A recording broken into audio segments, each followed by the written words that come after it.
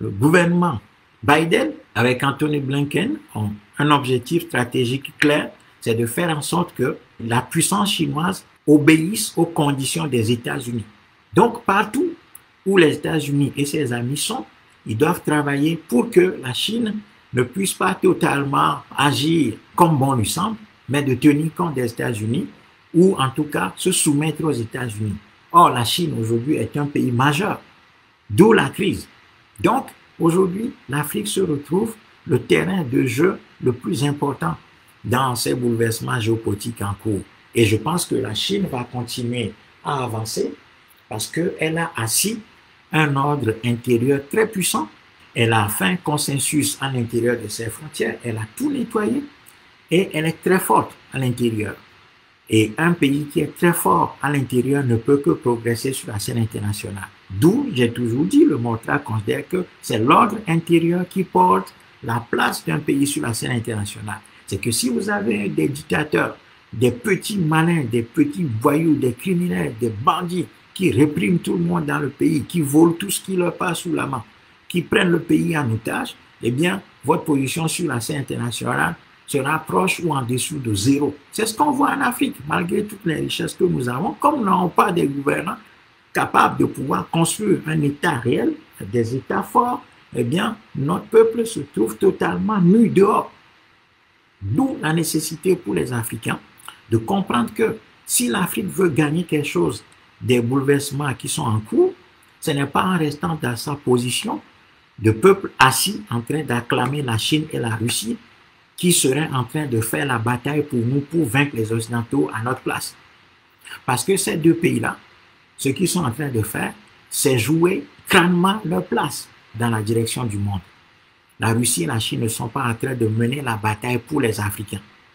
Donc les Africains ont tort d'être dans les gradins en train d'acclamer la Chine et la Russie en disant c'est super, vous êtes en train de battre les États-Unis, vous êtes en train de leur poser des difficultés, mais on condamne la Chine, pourquoi la Chine n'a pas fait comme la Russie pour attaquer Nancy Pelosi tout de suite, Taïwan, parce que maintenant les Africains sont en train d'enseigner le courage aux Chinois. Je vais voir les commentaires sur les sites internet chinois où on voit les Africains venir dire aux Chinois pourquoi vous n'êtes pas courageux comme Poutine, vous parlez seulement. Voyez, Poutine, c'est l'homme d'action, c'est l'homme fort. Ah bon?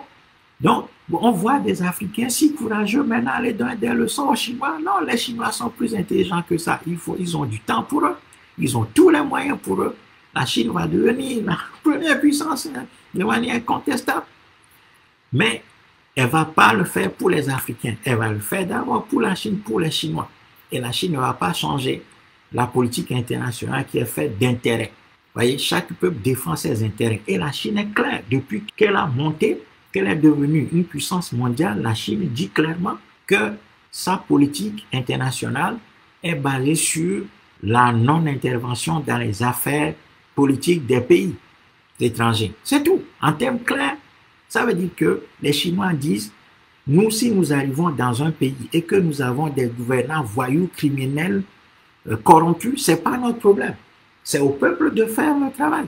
Si le peuple africain veut garder des dirigeants bêtes, idiots, corrompus, incapables, incompétents de lire la scène internationale, criminels, maintenant, les enclos coloniaux abusivement appelés États, parce que ce n'est pas des États, ça. Ce n'est pas à eux de faire quoi que ce soit. Ceci, dans la mesure où les Chinois eux-mêmes, ils savent ce que ça veut dire construire un État puissant. Donc, les Chinois ne vont pas apprendre aux Africains à bâtir des États en Afrique. C'est aux Africains eux-mêmes qui doivent faire le boulot. Donc, les Chinois sont très clairs. Ils sont logiques. Ils ne sont pas venus pour sauver les Africains. Non, ils ne sont pas sur la scène internationale pour sauver les Africains.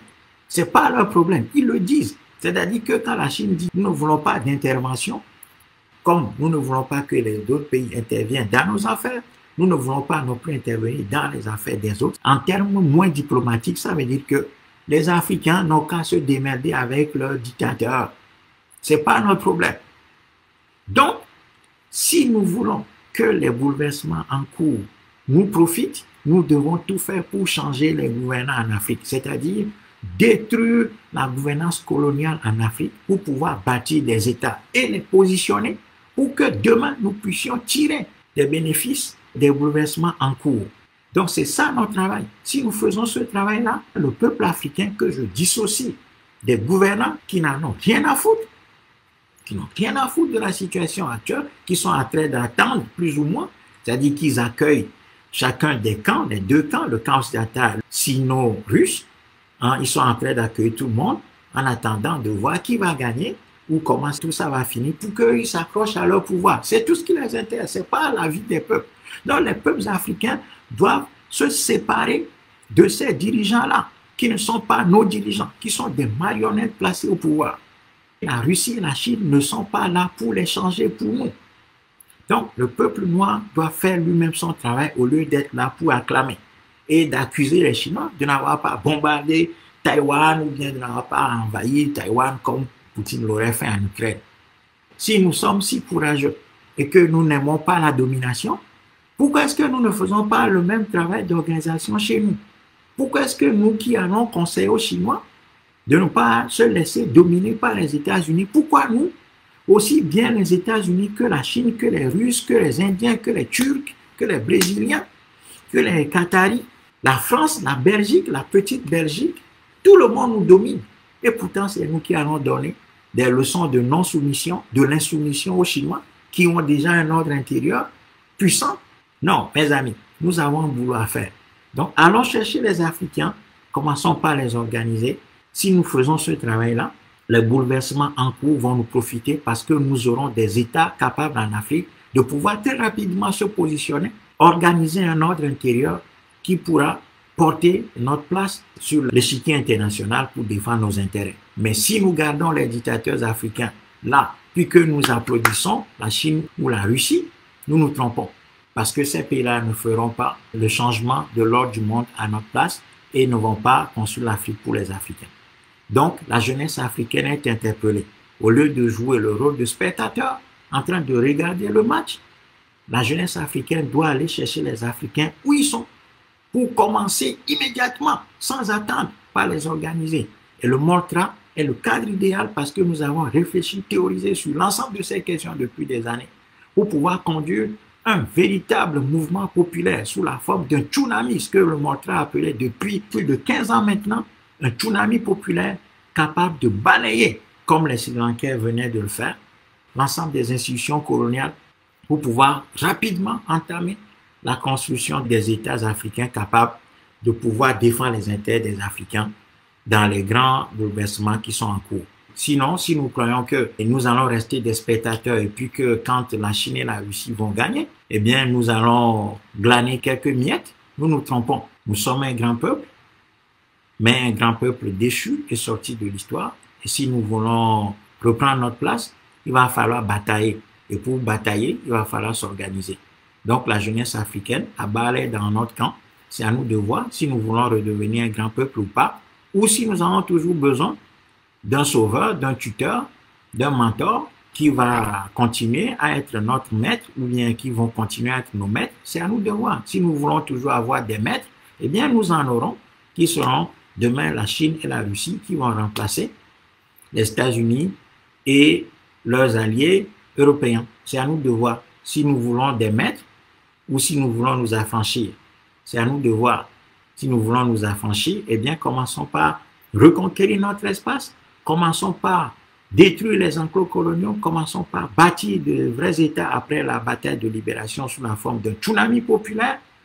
Changer de dirigeants en Afrique. Et après, nous serons en position de pouvoir discuter d'égal à égal avec ces pays-là. Les peuples affaiblis, on ne fait pas d'alliance avec eux, on les domine, on les vassalise, on les exploite. C'est comme ça depuis la nuit des temps et la Russie et la Chine ne vont pas changer cette loi fondamentale qui est celle de la politique internationale. La vie est un combat. Le général de Gaulle, qui n'est pas mon idole pour avoir assassiné tous les grands patriotes africains dans l'espace francophone, disait qu'il soit donné à chaque peuple selon les œuvres de ses armes. C'est à nous de voir. Si nous bataillons, nous aurons une place. Si nous n'avons pas bataillé, nous n'aurons aucune place. Et qu'il nous soit donné selon les œuvres de nos armes. Merci. Bonne soirée.